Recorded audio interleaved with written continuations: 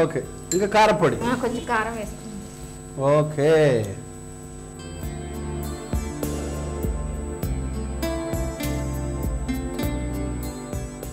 ఇది మగ్గాలి కదండి, సిమ్లో పెట్టుకుందాము. ఓకే, కాసేపు వదిలేయాలి ఇప్పుడు. మగ్గాలి కదా, మూత పెట్టుకుందాము. ఓకే, కాసేపు వదిలేద్దాం.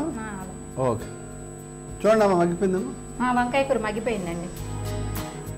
ఓకే, ఇప్పుడు ధనియా పౌడర్ వేసుకుందామండి.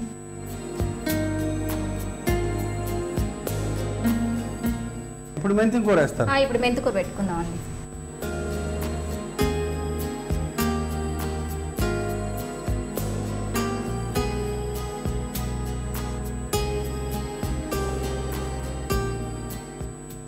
ఓకే, ఇంకేముందమ్మా?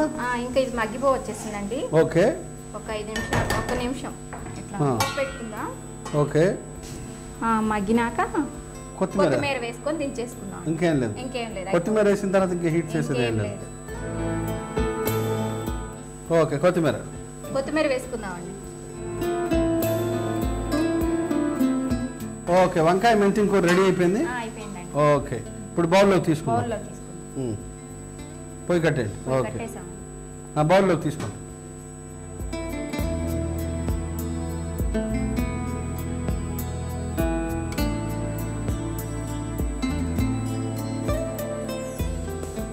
వంకాయ మెంతి కూర రెడీ అయిపోయింది. టేస్ట్ చూసి చెప్పండి.